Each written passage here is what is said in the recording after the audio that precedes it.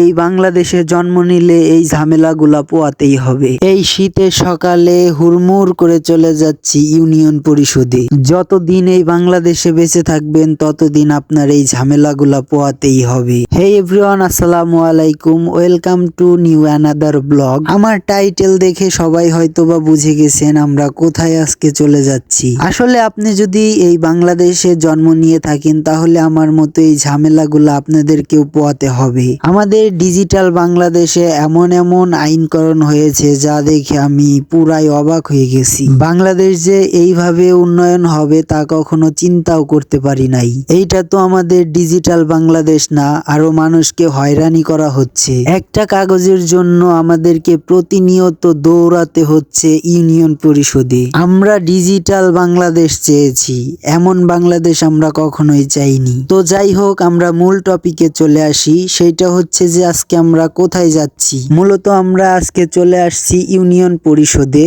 যেখানে আমাদের কিছু কাজ আছে। আসলে আমাদের প্রত্যেকটা কাজের জন্যই এই ইউনিয়ন পরিষদেই আসতে হয়। তো আমরা যখন আসছিলাম তখন প্রায় 10টা বাজে। আমরা 10টার সময় এসে দেখি এখনো কোনো মানুষজন অফিস খুলে নাই। প্রতিনিয়ত এভাবেই হয়রানি হয়ে যাচ্ছে প্রতিটা মানুষ। যেমনটা আমাদের সাথে হয়েছে ঠিক তেমনটাই প্রত্যেকটা মানুষের সাথে হয়ে যাচ্ছে। এটা নিয়ে কোনো পদক্ষেপ নেওয়া দরকার।